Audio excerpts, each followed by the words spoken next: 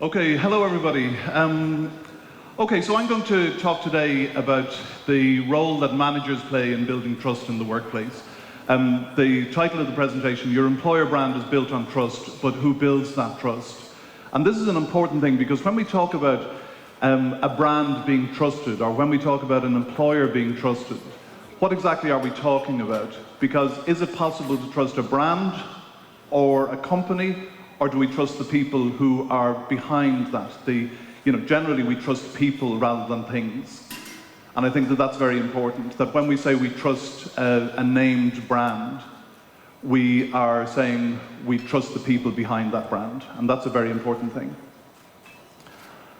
Okay, so we've talked about employer brand, and really the main thing that I want to say from this slide is that there's a difference between what you want to communicate to the market as your brand and the reality of the brand. And the truth always wins out. So no matter how clever your marketing or your positioning, no matter how good your communication is about what your values are or what you believe your values to be, the truth will always emerge from the market. The truth will emerge through conversations with employees. It will emerge in newspaper articles or online reviews of your organization. So your brand is really, in reality, your employer brand is only as good as the experience of the people who work for your organization have. So a couple of things from my worldview. The first is that the world's best workplaces have the best employer brands.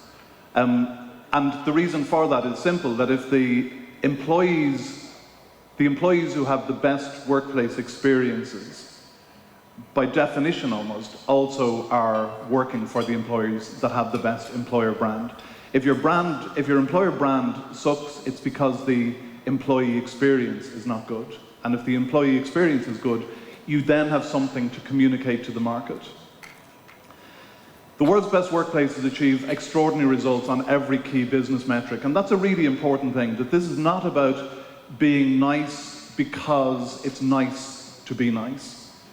This is about being decent with people and treating them well because we all perform best and therefore we all achieve the best results when we feel comfortable and when we feel appreciated and when we feel respected. The unique advantage that these organizations have is their culture, and the basis of their culture is trust. And that applies for all of these best workplaces. There really is no exception to that. And what I'm saying here is that it's the difference between style and substance, that really any employer can create a brand that looks great. It's just a positioning thing. But the substance, the day-to-day lived experience that the employee has, and particularly this idea that every employee has a similar view of the organization. There's no point in being a great place to work for half of your people and a lousy place for the other half.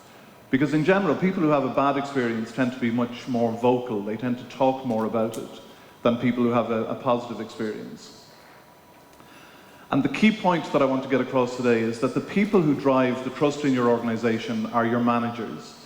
Not your senior directors, not your senior executives, because for most employees, those people are people that we see from time to time and we don't interact with on a daily basis, particularly in larger organizations. And it's a cliche that people leave managers. They join companies, but they leave managers. But it's a cliche because it's true. That's the simple truth. The manager is key in all of this. If you have a good manager, then you probably will have a good workplace experience. And if you have a bad manager, you probably won't. And as I say, it matters because people join companies, but they leave managers. And what I want to talk about today is how they do it. What are the things that these managers do that drive the best workplaces? And straight away what I'll say is the disappointing news is there's nothing really surprising in anything that I'm going to talk about today. What the world's best managers do in building high trust relationships is what we all do every day in building high trust relationships with our children or our parents or our siblings, our neighbors. We're all experts at building trust because we do it already. But when we go to work, when many of us, when we go into a workplace environment, seem to feel that it takes a different set of values or a different set of behaviours to build trust with people that we work with, rather than people that we just interact with socially.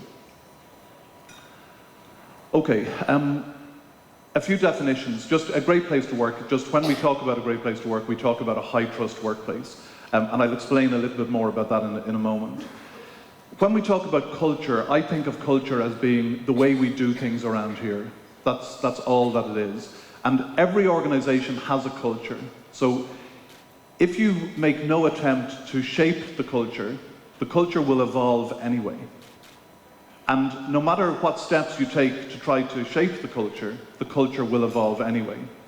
And that's very important from a HR point of view, that having statements about what it's like to work for this company or what you can expect working from us, if those statements aren't backed up by the experience that each employee has, then you've created the opportunity for mistrust from the beginning, because recruiting people into your organisation on one promise and delivering something else is a breach of trust before they really even get started in the company.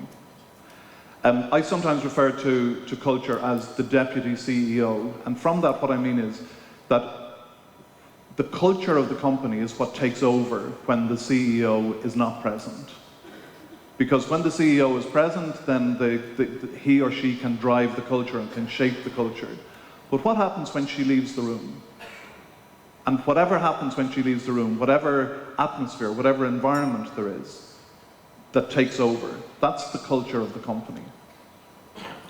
And trust, just so that we're clear on it, trust is basically a firm belief in a person's reliability, truth, or ability.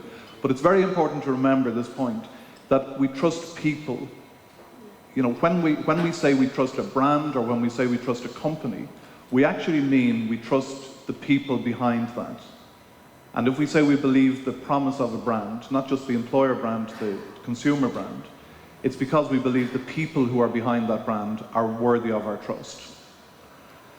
And this idea then of best, so we know what best means, the most excellent or outstanding. And one of the things that really interests me is how many organizations say we are the best because we employ the best people. Now, I've never heard any company say we're the best because we employ the worst people. Or I've never even heard any company say we're successful despite the fact that we employ the worst people. And there's a bit of a problem here, because if best means that it's something special, and if every organization employs people who are something special, there's a bit of an imbalance there. You know, who's employing the ordinary people? And the reality is that the best companies employ ordinary people. The best companies don't employ superstars. What the best companies are great at is bringing out the best in people. So it's taking ordinary people and, you know, ordinary as in some superstars, most of us just like normal people, and making the most of us, allowing us to be the best people that we can.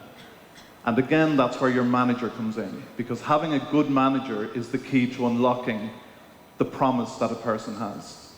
And a bad manager is the key to locking that promise away. Because with a bad manager, we eventually just give up trying. We give up wanting to contribute. And we close ourselves off, and we simply take the money, and we think about looking for another job. So, what is a great place to work? This idea that it's hard to define, but we know it when we see it. So, if you ask the average person, what is a great place to work? In my experience, they'll give one of three answers. The first answer they'll give is they'll say, well, I don't know what a great place to work is, but this place certainly isn't one. Okay, so, and then they usually give a nervous laugh. So they'll say, well, I don't know, it's not this one. It seems to be, it goes with the territory.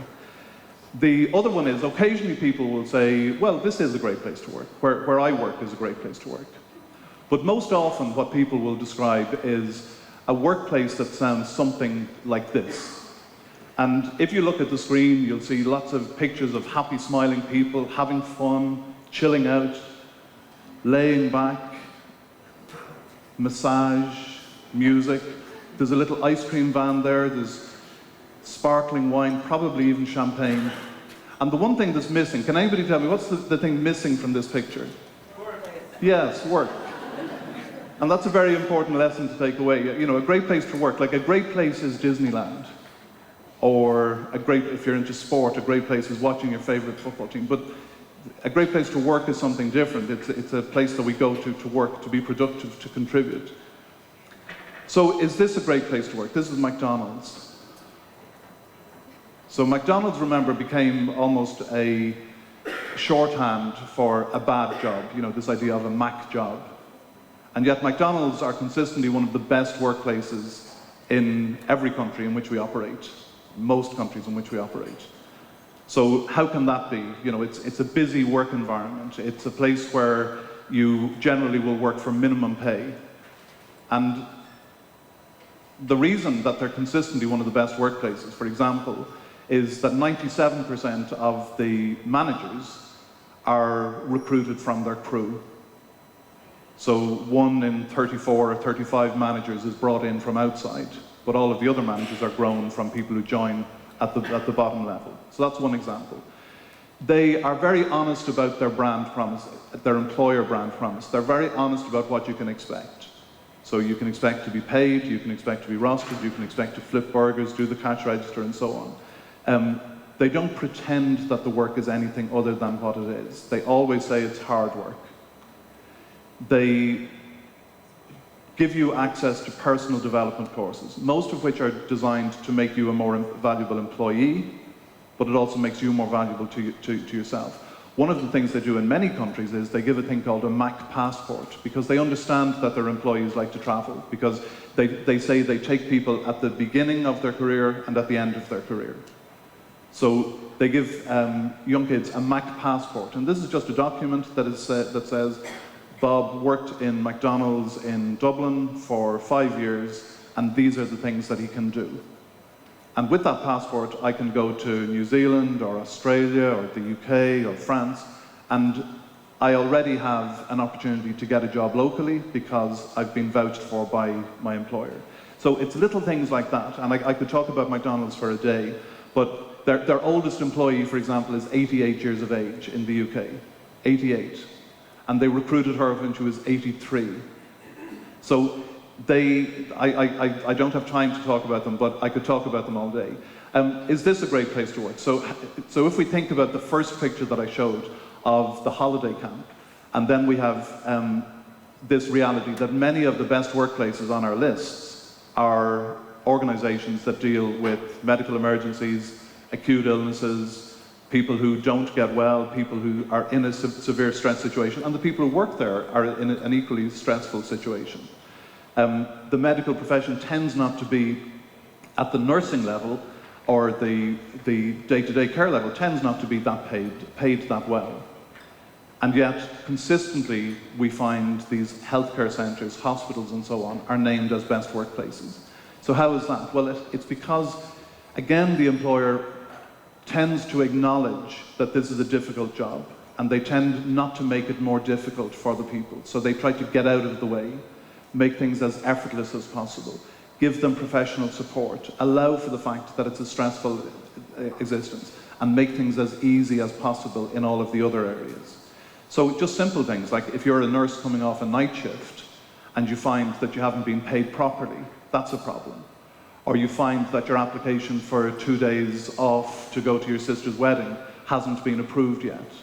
That's a problem. It's not the stress of the work in most cases that makes it stressful. It's the little things around it that make it more difficult. So most of you know Ireland is an island. It's a very small island, total population of about 5 million. And we have a navy which has, I think, 6 ships. And this is the biggest of them. So we are not a world naval power. But this ship was named as one of the best workplaces in Ireland. And remember, people who work in the naval service they must do what their manager tells them to do. They don't have any choice. Well, they'd be in serious trouble if they don't. So how do you lead people who must do what you tell them to do? How do you inspire them to be their best when they know that you're the boss and you have all of the power? And it comes down to personality. This ship was the best workplace when the commander was a guy called Mark Mellett. And as soon as he left, it really stopped being a great place to work because he was the one who made it great. He was the one who recognized that many of his men did not want to be at sea. They wanted to be with their families. And again, just that simple device of making things as easy as possible, treating people like human beings and seeing the full person. And the reason that I use this as an example is that many organizations think that it's much easier for everybody else to create a great place to work. So big companies say, if we were a small company, it would be easy to be a great place to work. Because I have 1,000 people. If I only had 10 people, it would be so easy. And the manager who has 10 people says, if I was a big company, I would have a proper HR function, I could have a budget, I could do things for people. Everybody thinks that it's easier for everybody else. And what I would say is that if the Eli Etna can do it, and if hospitals can do it, and if McDonald's can do it, then absolutely everybody can do it. So what is a great place to work? And this picture is similar, it's colourful, but it shows people working. So the idea is you can often tell a great place to work after just a few minutes. So Robert Levering, who was the guy who set up Great Place to Work 25 years ago, in fact it goes back longer, he was asked to write a book about great workplaces, the 100 best workplaces in America. And he actually initially refused because he didn't think that there were 100 great workplaces. He offered to write about the 100 worst workplaces. And he said, well, that could be a challenge from a legal point of view. So he set out with a list of 7 companies that he believed were good workplaces. They had a reputation as being good places to work. And he visited them and he asked who else, he interviewed managers, employees, and so on. He expected that he was going to find that the best workplaces all paid above market rates, that they had canteen facilities, maybe sport facilities, creche facilities. And what he actually found was that they had nothing in common except an atmosphere, an environment that you could tell the moment you walked into a company, within a few minutes of sitting in reception, just you could tell by how people spoke to each other, by how people interacted with each other. Did they use first names, or did they use last names, or did they use names at all? Did some people seem to walk as if they felt they were more important than others? So this idea that you could tell a great place to work after just a few minutes, but you can also define a great place to work. And we define a great place to work, I know that you saw it already. It's from an employer's point of view, it's a workplace where people give their personal best, working together as a team in an environment of trust. And from an employee point of view, it's trust the people you work for, have pride in what you do, and enjoy the people that you work with. But the common element here is trust. That when you find a high trust workplace, you have found a great workplace. And when you find a low trust workplace, you have not found a great place to work. You cannot have a great place to work if you do not have high trust. So that's good news from one point of view. It's good news because what it says is that creating a great place to work is not about money. It's not about budgets. You don't need to spend any money to create a great place to work. You need to spend time in developing high trust relationships. And there's nothing that you can do to make a bad workplace good just by spending money. In the same way as if you have a bad relationship with your partner, or a bad relationship with your brother or your sister or a neighbor, you can buy flowers or you can give chocolates, and it might look as if you're doing something to put things right. But flowers don't make a bad relationship good. In some ways, flowers can make a bad relationship seem even worse. So if you are a bad place to work because there's low trust, and you think that you can make it a better place to work by providing armchairs for people to relax in, or by providing a bigger variety of food in the canteen, it doesn't work, because all you're doing is you're adding cost and you're reducing the return to your investors. and you're not making it a better place to work. You're making it a low-trust workplace where people enjoy good food. All right, and that's really important. Like so of course, many great workplaces have, excuse me, many great workplaces do have very pleasant workplace environments, but the environments are a sign of the respect that the employer has for the people who work there. That's not what's making it a great place to work, and that's really important.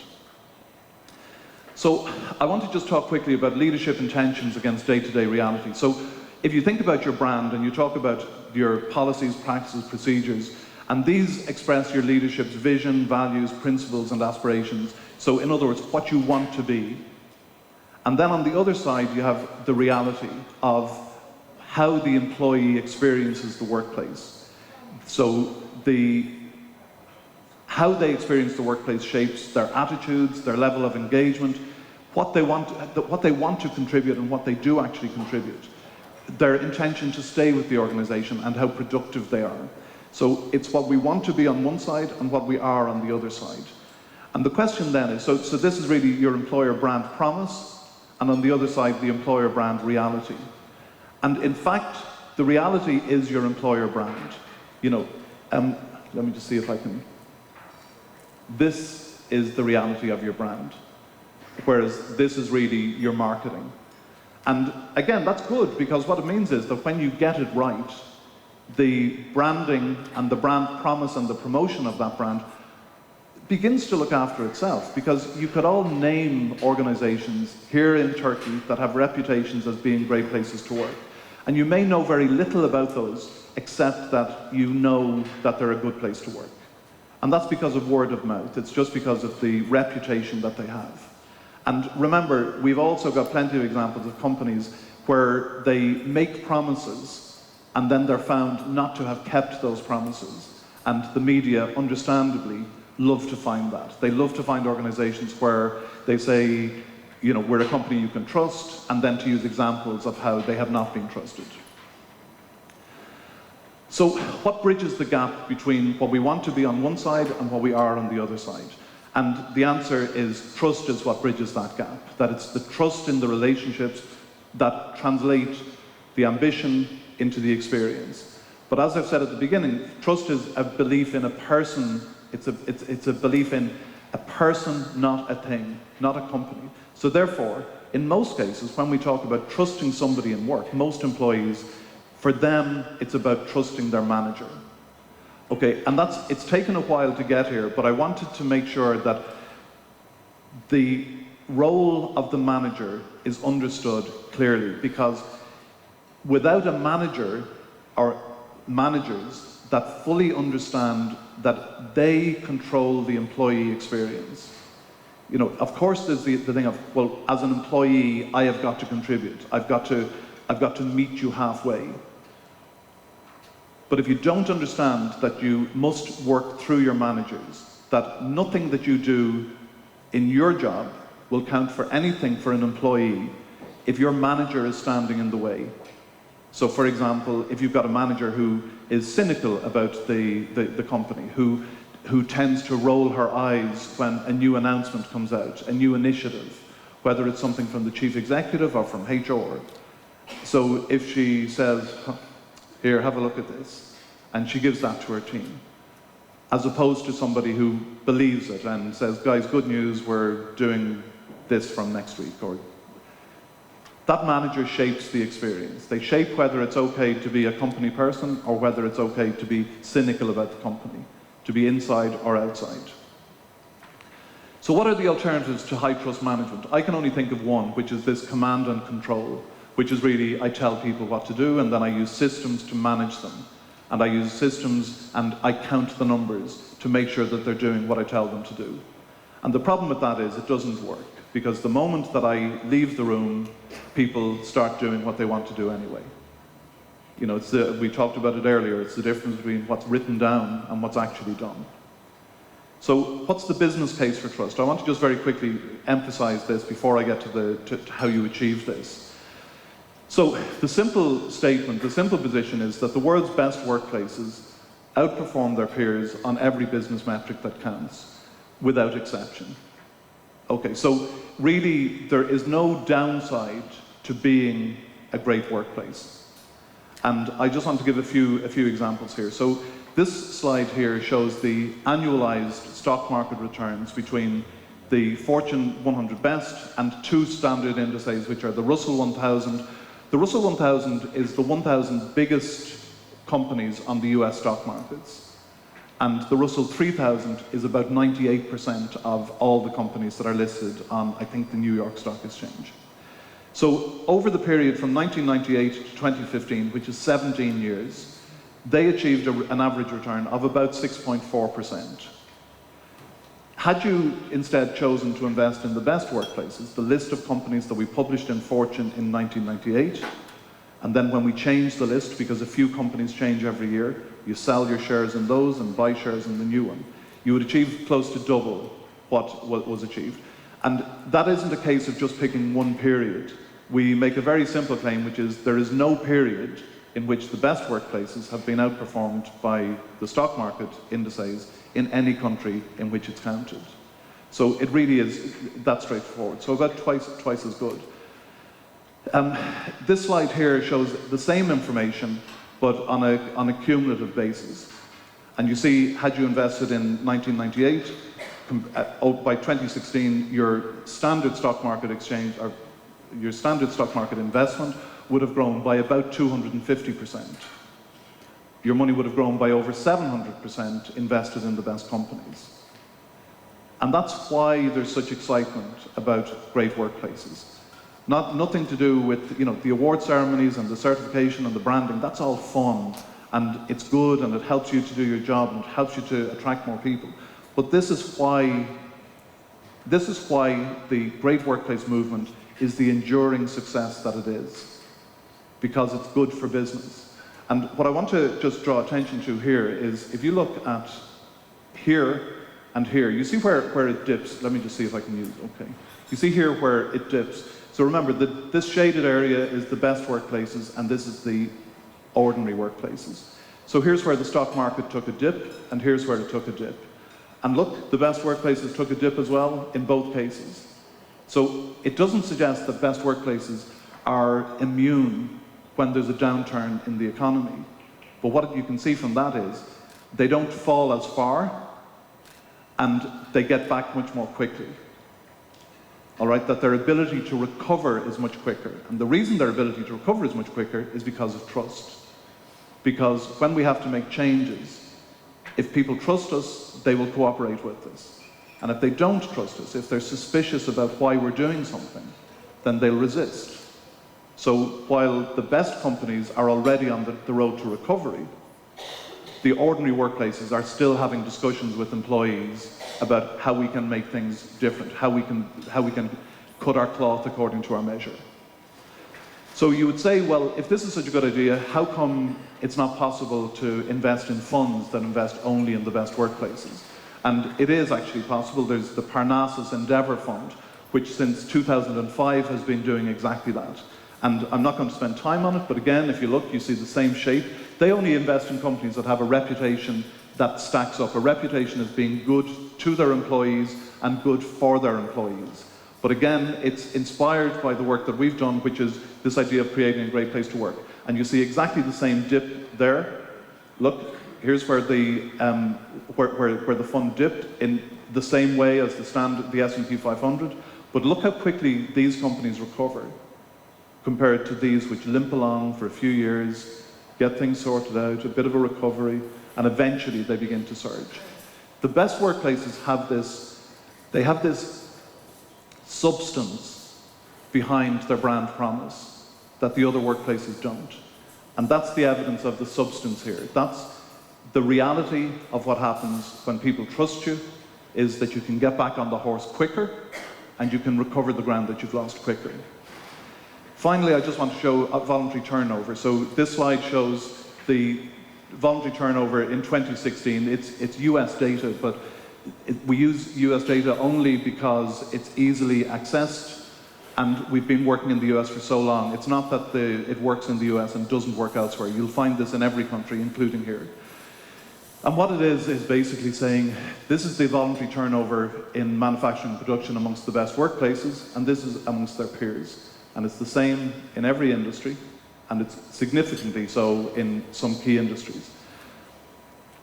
And the reason that this is important is that if you can hold on to the people that you've recruited, if you think about the time and effort that you put into recruiting people, when they leave you, you have effectively trained them to go and work for somebody else. And the more time that HR spend in recruiting bodies to fill positions, the less time you have to be strategic, the less time you have to be a strategic partner in the business. So not only is Great Workplace good for everybody else, it's actually very good for HR because it actually frees you to do what you are best at. You know, not the functional nuts and bolts operational HR, but the strategic value-adding HR, which is where you should all want to be. And this slide here just summarizes how it works. So managers shape culture, and culture drives performance. And just how it works is that when you have a great culture, you attract more and better candidates. These same companies are best at bringing out the best in people because when we work somewhere where we feel appreciated and valued, we stay longer.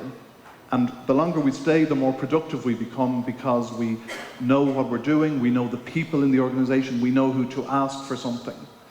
We become more innovative because we have more courage in bringing our ideas forward and in making suggestions about how things might be done better.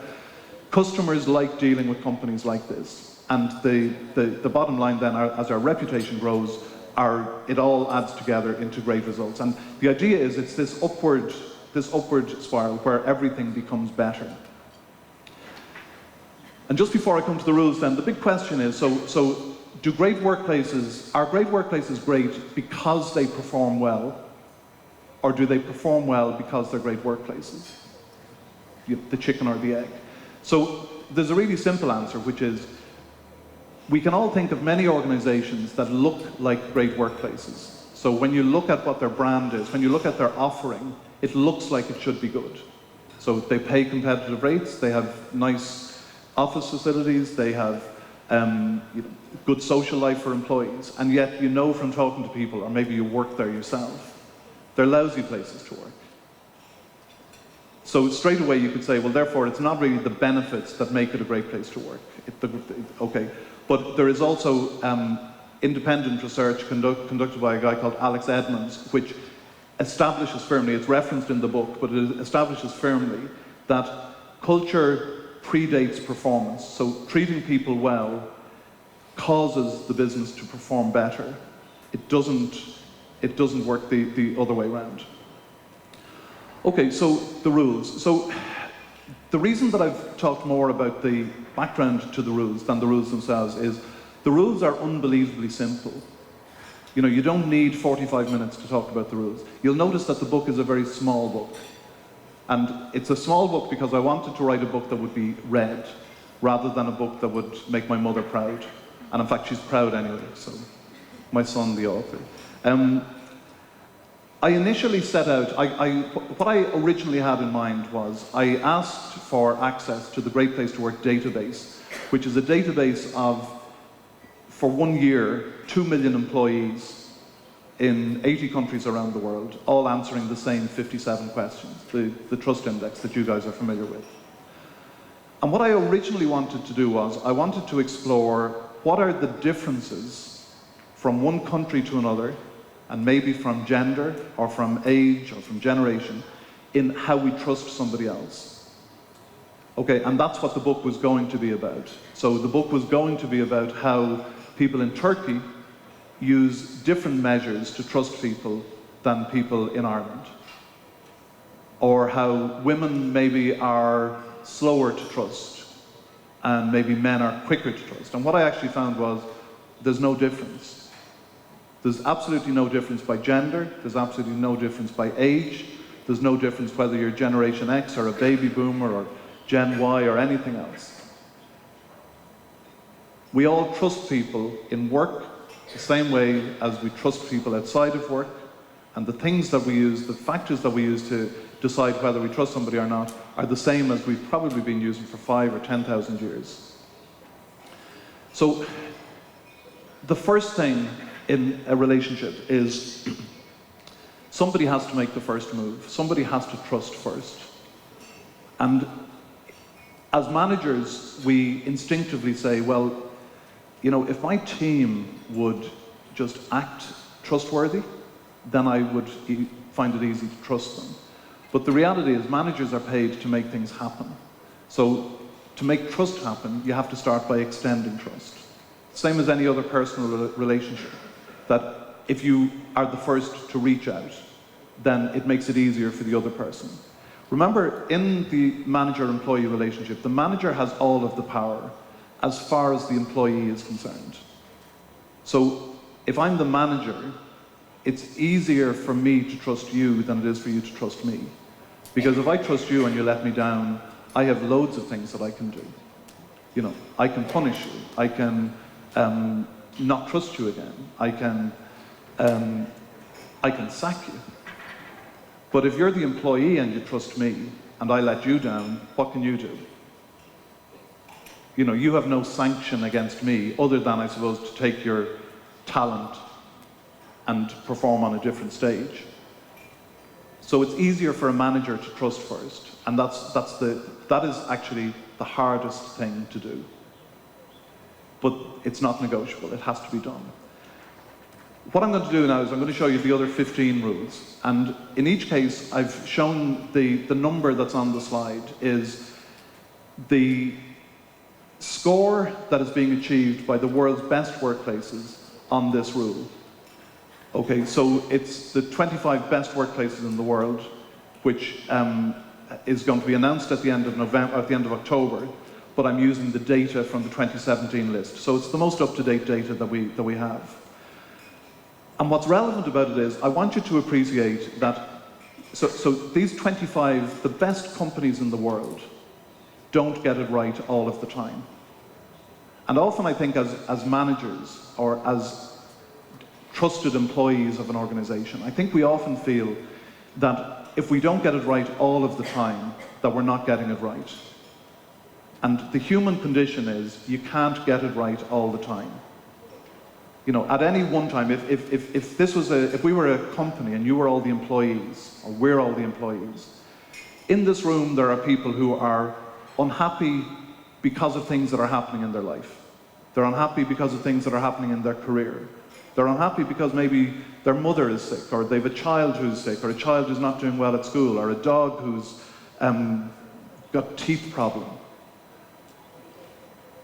And we all bring those things with us to work. So it's unreasonable to expect that you're ever going to achieve 100%. And the reason I want to share these numbers is to say, that's the best that the best companies can do. So go easy on yourselves, and don't accept that just because you can only get 70% or 60%. If you're at 60 and you can get to 62%, that's still better. And Ayup talked earlier about they introduced the concept of great place to work for all. And the aspiration is that your workplace should be a great workplace for everybody that works there. But it never actually will be, because that's perfection, and we're human, so we can't achieve perfection. But anyway, that's why I want to share the number with you. And you'll be surprised, I think, at how low some of the numbers are. But remember, these are the results being achieved by the world's best workplaces. And I think that should give you great hope and inspiration about what you can do in your own organization. So this rule, live with integrity, is really just saying your values are non-negotiable. And this is something that the world's best workplaces tend to be strong at. And the reason, it's logical if you think about it, because if you don't live with integrity, if you're not living with integrity, then people see through it. It's an easy one to fail, and it's one it's about who you are rather than about who you pretend to be. Keeping your promises is the most highly correlated statement. So when I did my research, what I found was that for every 20 people who say, my manager keeps her promises, 19 of them will say, this is a great place to work.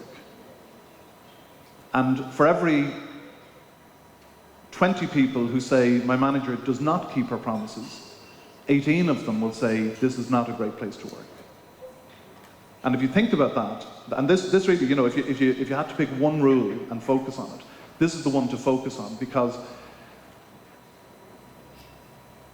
people who don't keep their promises can't be trusted because they're unreliable.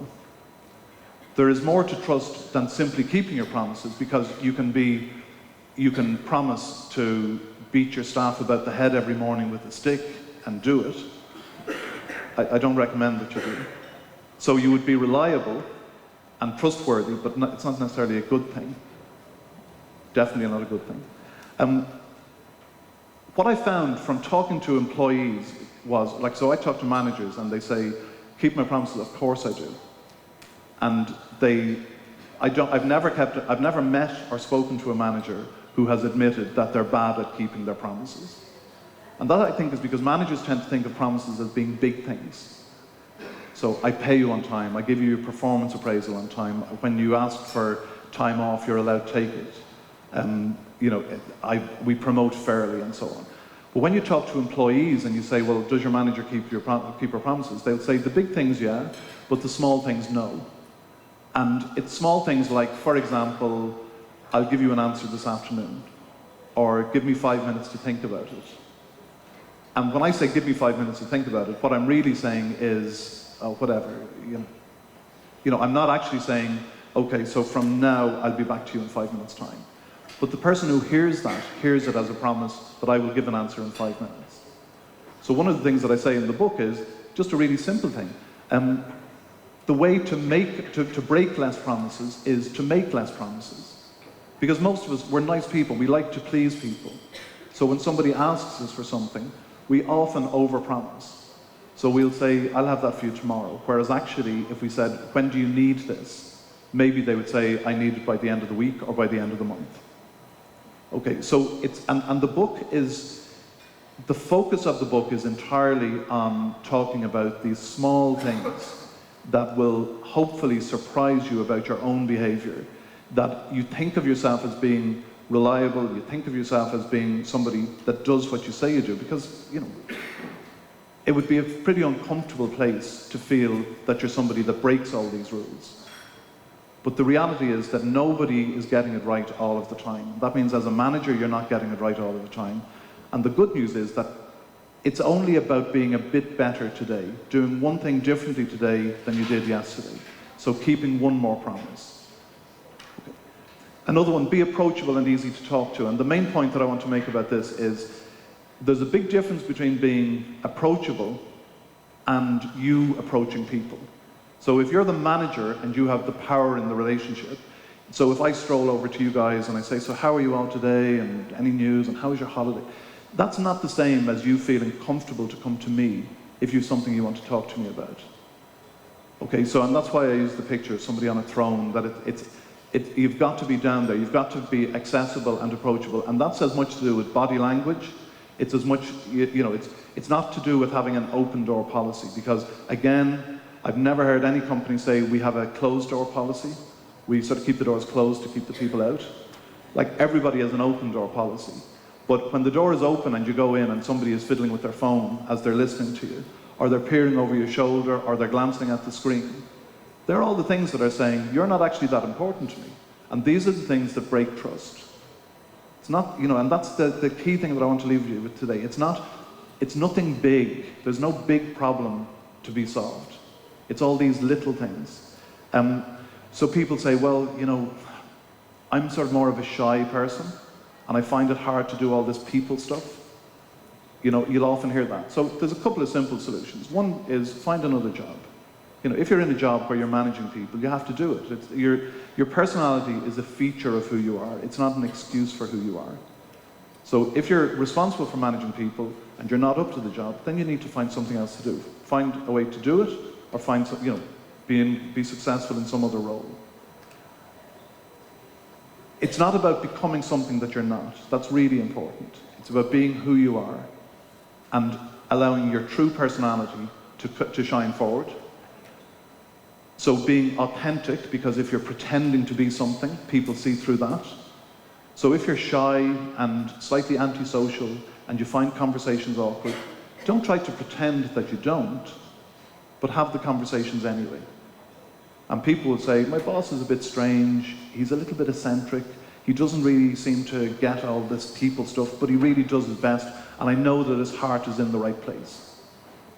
So it's about not hiding behind excuses.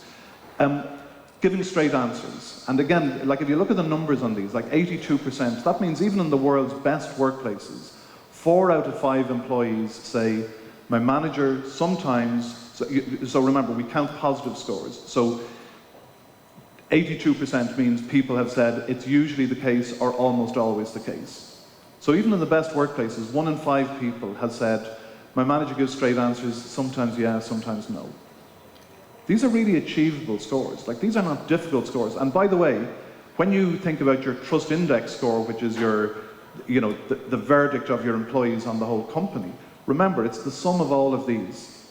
So if you're doing badly on, I can ask management any question and get a straight answer, or a reasonable question and get a straight answer.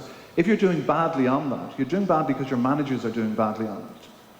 So if you are working with Great Place to Work and you look at your trust index scores, so management seek and respond to suggestions and ideas. If that's what you're doing badly on it because your managers are doing badly on it. And the answer lies in getting your managers to do something more constructive about it. So I'm not going to go through the rules, rule by rule, because that's what the book does. But the main point that I want to make to you is that these are all simple concepts. There's nothing guru-like about anything that I have to say, because it's only about being human and being decent and allowing your humanity to shine through in everything that you do, and thinking about the person that you're dealing with, seeing them as a person rather than simply somebody who's in a position. And again, make your expectations clear. 4 out of 5 people who work in the world's best workplaces say, my manager sometimes does and sometimes doesn't make their expectations clear. And remember, these are all successful organizations, so they're incredibly successful, although they're only performing at about 80, 85, 90% of their potential. So imagine what you could achieve with even a 1% improvement in performance. A 1% improvement in how people feel about their workplace will result in a percentage increase in your performance. I have no idea what it will be, but your business will not perform your business will not perform worse because people feel that they're welcomed. And this show a warm welcome, I'm coming up against the clock now, but one thing I just want to say, so my eldest daughter is 28. I know many of you are thinking I must have been married when I was 8 or 9. I know many of you are thinking I must have been married when I was 8 or 9. Okay, my eldest girl is 28. And she went through college, got her good degree and so on, and then she went to work for a high-tech company who spent 3 months recruiting her. So they would be one of the top 5 or top 10 tech companies. They put a lot of effort into recruiting her, and she showed up for work on the first day and nobody was expecting her. So she sat in the reception area for 2 hours. Various people came and went and they had conversations and they looked at her and then they disappeared. And then she was eventually brought upstairs and told to sit at this desk. And at this stage she needed to go to the bathroom because, we need to go to the bathroom. But she was terrified to go, A, in case somebody came looking for her, and B, in case she got locked outside. You know when you go through the door and you don't have a swipe? So she sat there for another hour or so, and it was an absolutely horrible experience. She got her name badge that was on the Monday, she got her name badge on the Friday, she got a desk on the Friday, so she was just hanging around for a week. And at the end of that week, she started looking for another job, and she left within 3 months. And when you think about all the time and expense that company went to look for her, and to find her, and then to lose her within minutes of her arriving. So again, in the book, I say just simple things like don't start somebody at 9 o'clock on a Monday morning if that's a busy time. Start them at 10 o'clock on a Tuesday morning, 3 o'clock on a Thursday afternoon. Why do we always have to make these things happen at the same time? But don't look surprised when they show up. Make sure they have a desk, make sure they have a badge, make sure that people know to expect them. It's all this simple stuff because that shapes our view of the company. So in Kathy's case, she came face to face with an employer brand that had been strong enough to want her to go and work for them, and yet weak enough that it all unraveled within 10 minutes. And it's just such a waste of money and such a waste of effort. Okay, nobody's job is just anything. This idea that if somebody says to you, if you say, what do you do? And they say, I'm just a clerk, I'm just a cleaner, I'm just a brain surgeon. If they say, I'm just a brain surgeon, don't let them operate on you. But when somebody says, my job is just something, that suggests that they don't value the work the way that you should. So whatever their job, if somebody has a job that is really invaluable, that has no value, then they probably shouldn't be in your company in the first place. So if somebody's doing a job, it's because it's needed, and everybody should know why they're needed. And again, I talk about that a bit more. So I just want to, as I say, the rules are in the book. They're all common sense. Get to know the whole person, because these are people who are, and by the way, sorry, I can make a copy of the presentation available as well, so you have both sides. Helping your employees achieve work-life balance. Just the main point I'd make here, many companies seem to think that work-life balance is about kids, and it's about having time, making sure that people who have childcare responsibilities are able to balance that. And one of the things that I hear most often is from people who don't have kids, but who care for somebody else, like maybe an elderly relative or a neighbour, but the companies tend not to put the same value on that care. I know from our research, 1 in 11 people cares for somebody who is not a child. Okay, so if you have 100 people, so 1 out of every 11 people has care responsibilities beyond that are not child related. So one of the things I hear most often is people saying, I don't mind my colleagues having work-life balance, but I do object that they get work-life balance at my expense, because it's often the person who doesn't have kids who gets asked to come in early, stay home, stay late, come in at the weekend, keep an eye out for something, and so on.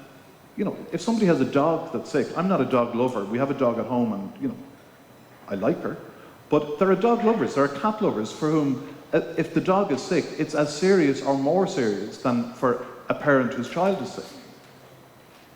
So who are we then to say, well, that's less important in terms of work-life balance? If you want to get home to walk your dog, that's actually as important as collecting your kid from the creche, to you.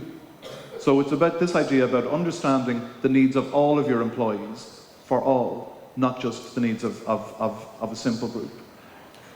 Very important point, do what you're paid to do. If you're not competent at your job, nobody can trust you. So go back to the brain surgeon again. A brain surgeon might be very reliable, dependable, trustworthy, and so on.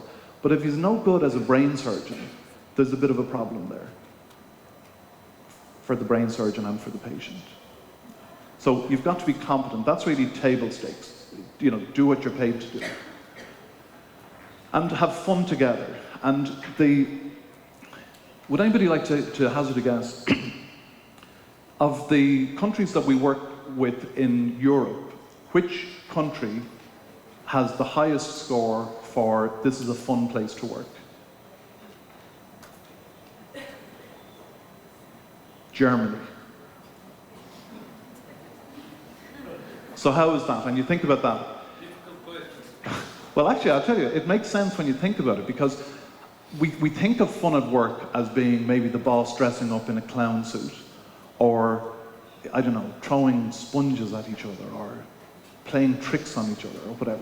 Fun at work is actually none of those things. Like, it's a very American idea, a very Americanized idea of fun, which does not sit well in Europe. We tend to be much more cynical about, well, certainly we tend to be much more cynical about most things than West Coast America. And a lot of the initial moves on Great Place to Work would have originated with West Coast American companies. So this idea of fun at work is just the freedom to be yourself. Okay, it's the freedom to not have to pretend to be somebody else at work. That if you want to say something funny, that you can stop what you're doing, make your little remark and go back to what you're doing, and that's okay. And so if you think about the German personality, where things are very logical and on or off and so on, it actually begins to make sense that the freedom to be yourself is something that you would enjoy in a German workplace. And that's really important. Like, when people talk about having fun at work, it's not the organized fun. It's what happens in their team when there's been a really tense moment and somebody says something funny and everybody laughs. Or somebody has had a meltdown and you wait and then you say something about it. and it's how they react. Like, it's fun at work is like fun at home. It's fun when you're having your meals. It's fun when you're in the car together. It's, you know, because we're the same people outside of work as we are at home. And it all adds up to being a great place to work. There are just a couple of points I want to leave you with. So the first thing is, you can't make a great place to work for anybody else. Okay, that's really important. You cannot make a great place to work for anybody else. Corporately, you can create a culture in which a great place to work can flourish. So you can create fertile ground. Your managers can behave in a way that will allow people, if they wish to, have a good workplace experience. But not everybody enters into that. There are some people who just, for whatever reason, they won't meet you halfway. They won't embrace the great place to work concept. And you know, if there's a second book, it's probably about the responsibilities that go with being in a great place to work, because most people don't work in great workplaces, and those who do, I think, have a responsibility to their employer. You know, a responsibility to embrace it and to be appreciative for what the company is trying to do. So you can't make a great place to work, but you can make a lousy place for everybody else all on your own. HR can destroy the culture in the company easily just by making it impossible for a positive culture to take place. And a bad manager can create a toxic team entirely on his own. So you can't make it for somebody else, but you can destroy it for everybody else. It ain't what you do, it's the way that you do it. That's just really to remind you, it's not what you do, it's why you do it that counts. So it's not the flowers that make the relationship, it's the feeling behind the flowers. You know, so a daisy picked from a field is a more precious gift to somebody who feels loved than the biggest bouquet of flowers. And it is a great place to work. So as we said earlier, Disneyland is a great place, and that's where we go for pure fun, but we go to work to be productive and, you know, to give and so on. And again, in the book, I consider this issue that sometimes some people sometimes have a difficulty in understanding the boundary between the great place and the work. You know, they can sometimes embrace the fun culture or the relaxing culture a bit too much. But that's about management. That's competent management saying, well, that's not actually the case. You know, you need to pull your weight. And finally, be the change that you want to see in the world. So whether this is you as managers or you thinking about other managers in your company, the way that you change the experience of your team is by changing yourself. And by taking one single thing and doing it differently for 30 days. So for example, you could say, okay, I'm going to simply think more before I make a promise. And I'm going to do that every day for 30 days.